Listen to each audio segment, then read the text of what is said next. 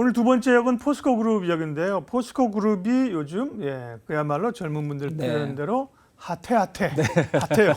그러니까 리튬 생산한다는 얘기 10월부터 이건 사실 어제 뉴스인데요. 네. 요거 하나가 중요한 게 아니라 포스코 그룹이 여러 소재 생산 그죠 2차 전지가 이제 엮여가지고 지금 막 붐이 일고 있는 거예요. 일단은 포스코 홀딩스의 리튬 사업이 중요하긴 하죠. 여기서부터 이제 뭔가 좀 구체적으로 나온다 이런 얘기인가요? 네.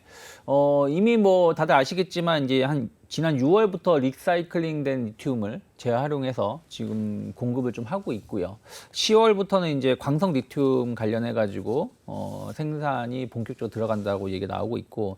광석이구나. 네. 그 염호권은 아직은 염호권은 아니고. 이제 내년 4월. 네. 지금 공장이 아직 완공이 안 된 거라서 내년 4월에 공장이 완공이 되기 때문에 그때부터 이제 공급이 되고 2025년쯤에는 6월쯤에 염호 리튬 2공장이 완료가 기대가 되고 있어요. 그러니까 지금 어쨌든 염호 리튬에 대해서 상당히 좀 포스코 홀딩스에 관심이 많은 거거든요. 그렇죠. 아르헨티나. 네. 그래서 이 부분이 이제 어쨌든 이제 내년 4월이면 이제 얼마 안 남지 않았기 때문에 좀 시장에서는 계속해서 주목을 좀 하고 있지 않나 생각하고 있습니다. 그래서 리튬 관련된 사업 가치가 지금 한 7조 7천억 정도로 성장할 것으로 좀 평가를 받고 있기 때문에 상당히 좀 포스코 홀딩스의 주가에는 긍정적인 역할을 좀 해줄 수 있지 않을까 좀 판단을 좀 하고 있습니다. 네. 그래서 포스코 홀딩스가 2차 전지 약해도 잘 버티고 있는 그런 상황들이고요.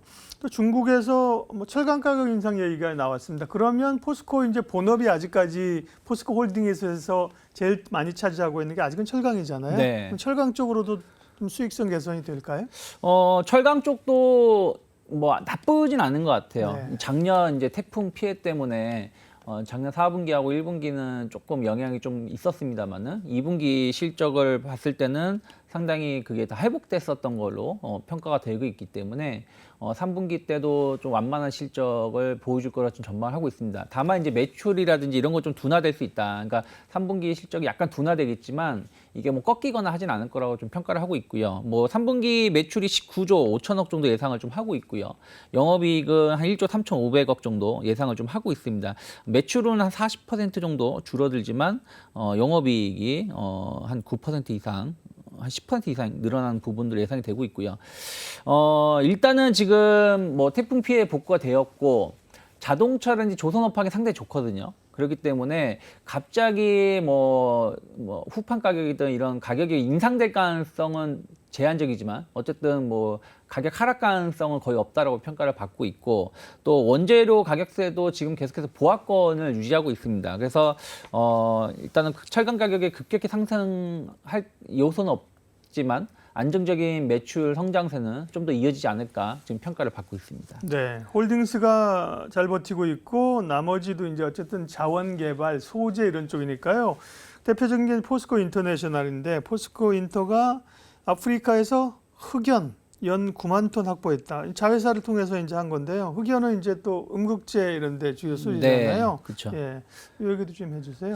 네, 지금 이제 포스코 인터내셔널 같은 경우도 이제 그 마다가스카르하고 탄자니아에 이제 두 건의 흑연 공급 구축 MOU를 좀 맺었어요. 그래서 흑연이 이제 두 가지 흑연이 좀 있는데 인상 흑연하고 구형 흑연이 있습니다. 그래서 뭐 인상 흑연이 한 3만 톤 연간, 그 구형 흑연은 한 연간 15,000톤 정도 조달할 수 있고 이거는 한 10년 동안 사용할 수 있는 물량이라고 합니다. 이번 확보한 게. 그래서 전체적으로 봤을 때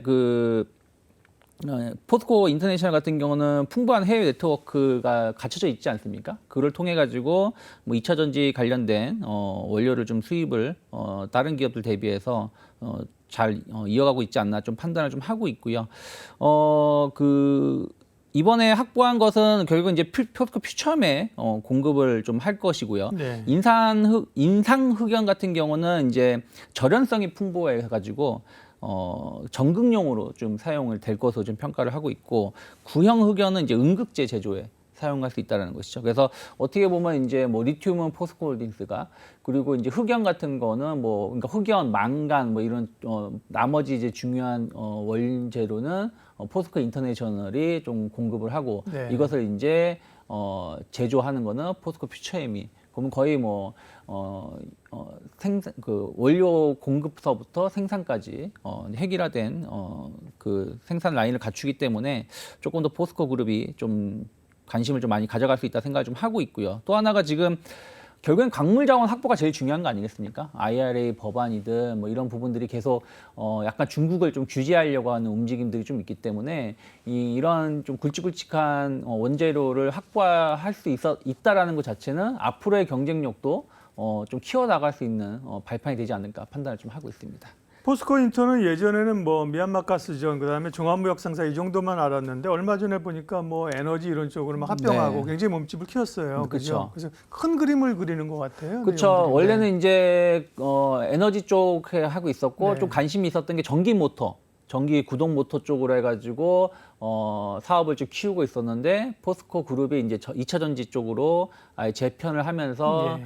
그와 관련된 뭐 원재 광물이라든지 원재료 쪽에 좀 담당을 좀 하고 있지 않나 판단하고 있습니다. 그래서 아까 말씀드린 대로 원래 상사 기업이었기 때문에 그렇죠. 예. 여러 국가들하고의 어떤 관계 또 그런 부분들의 좀 정보가 좀 빠르다 보니까 앞으로 좀 포스코 그룹에서 상당히 핵심적인 역할을 계속 할 수밖에 없지 않을까 판단을 좀 하고 있습니다. CEO 재임 중에 뭐 시총이 제일 많이 늘은 데가 포스코였다고 오늘 기사 나왔었잖아요. 뭐 네이버는 제일 많이 또 줄었다 그러는데 네이버야 뭐 얼마 안 되니까 그쵸. 지금 최소연 대표가. 네.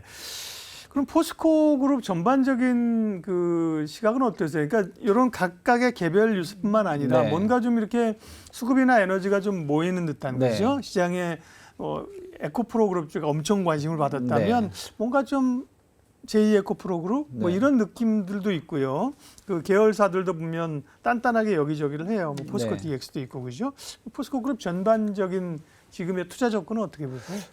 저는 포스코홀딩스는 길게 본다라면은 뭐 나쁘지 않다 생각 좀 하고 있어요. 네. 그리고 포스코 퓨처인 같은 경우도 뭐 여전히 좀 긍정적으로 보고 있는데 다만 이제 포스코 인터내셔널이라든지 포스코 DX는 좀 개별 이슈에서 주가가 좀 다소 그러니까 최근에 너무 가파르게 오른 부분은 좀 그렇긴 있다 하죠. 생각을 좀 예, 하고 맞아요. 있습니다. 예. 그러다 보니까 포스코 인터내셔널이 좋은 이슈가 있음에도 불구하고 길게 보면 지금 한 2달 동안 옆으로 횡보하고 있거든요. 더 이상 주가가 치고 나가지 못하고 있는 부분들이 좀 있어서 좀 흐름들을 조금 더 지켜볼 필요가 있고 포스코 DX 같은 경우도 뭐 이전 상장이다 뭐다 하면서 주가가 좀 가파르게 올라왔는데 이게 연초 대비해서 10배 이상 올라왔습니다. 예. 연초에 한 5,000원, 4,000원 하던 주가가 지금 5, 6만 원대까지 올라온 거니까요. 연초에 원래 몰랐을까? 네, 그렇기 때문에 조금 과하게 올라왔다. 그러니까 예. 뭐 여기서 뭐 더 못 간다는 건 아니지만 주식이라는 게 계속 영원히 갈 수는 없는 거다 보니까 네. 약간의 좀 기간 조정은 좀 필요하지 않을까 생각을 네. 좀 하고 있습니다. 그래서 포스코 그룹주에 대해서는 관심 종목을 제시하지 않았으면 그게 이제 나빠서가 아니라 네. 이 가격 오른 거 이런 거 보면 지금은 좀 네, 좀 이제 흐름을 좀 접근이 확인하고 오히려 이제 부담스럽다. 3분기 실적을 좀 확인하시면서 접근하면 좋지 않을까 판단을 좀 하고 그러면 있고요. 이제 소재 얘기를 했으니까 뭐 네. 포스코 그룹주 가운데 관심 종목이 없으시다면 대안으로 좀 얘기해 주실 만한 기업이 네. 있을까요? 그래서 저는 KG ETS를 한번 좀 관심 있게 좀 보시면 좋지 않을까 생각을 좀 하고 있어요. 이 회사가 최근에 이제 황산니켈 관련해서 생산을 한 1.2만 톤 정도 생산한다라고 소식이 나왔는데 이게 세계에서 4위 네 번째 규모라고 보시면 될 것 같아요. 그래서 2차 전지 리튬 전지에 들어가는 중요한 소재라고 보시면 되겠고 또 하나가 최근에 이제 중국 BYD하고 합작 배터리 공장을 국내에 설치하기로 했거든요. 네. 그럼 BYD는 아시다시피 지금 중국의 두 번째로 큰 배터리 회사고 전기차도 좀 생산하고 있는데 여기서 이제 LFP 배터리를 생산을 좀 합니다. LFP 배터리에 대해서 뭐 약간 이제 논란은 있지만 어쨌든 지금은 과도기이기 때문에 최소 한 2, 3년 길면 4, 5년 이상은 LFP 배터리를 사용할 수밖에 없고 일정 부분 사용할 수밖에 없고 또 약간 따뜻한 지역에서는 LFP 배터리나 리튬 이온 배터리나 큰 차이가 없다라고 좀 평가가 나오고 있기 때문에 그 활용성은 여전히 좀 있다는 생각을 좀 하고 있어요. 거기다가 이제 KG 모빌리티 자회사로 편입된 KG 모빌리티 그 토레스 차량의 이제 EV 버전이 이제 나오거든요. 근데 예. 여기에 이제 LFP 배터리가 착용이 됩니다. 옛날에 쌍차죠. 쌍용차 네, KG 쌍용차. 모빌리티는. 네, 그래서 지금 당장 KG ETS의 제품이 들어가진 않겠지만 공장이 완료가 되고 제품이 생산하게 된다라면 이제 KG 모빌리티에서 만드는 전기차 쪽에 배터리가 들어가면 약간 시너지 효과를 낼 수 있는 부분이 좀 있거든요. 그러니까 그런 측면에서 보신다라면 최근에 이제 약간 급등하고 나서 좀 쉬고 있는데 전 충분히 한 2만 원 정도까지의 추가적인 상승 여력은 있지 않을까 판단하고 있습니다. 오늘 유창희 본부장님과 포스코 그룹 여기까지 동행을 했는데 포스코 그룹 얘기를 많이 했고 물론 이제 되게 주목받는 그룹이에요. 네. 그리고 추가적으로 이제 관심 기업은 KG 그룹, KG ETS, KG 모빌리티 두 기업을 말씀해 주셨고요. 유창희 본부장님과는 여기서 인사를 드리도록 하겠습니다. 고맙습니다. 고맙습니다. 이로운 경제 채널 EBC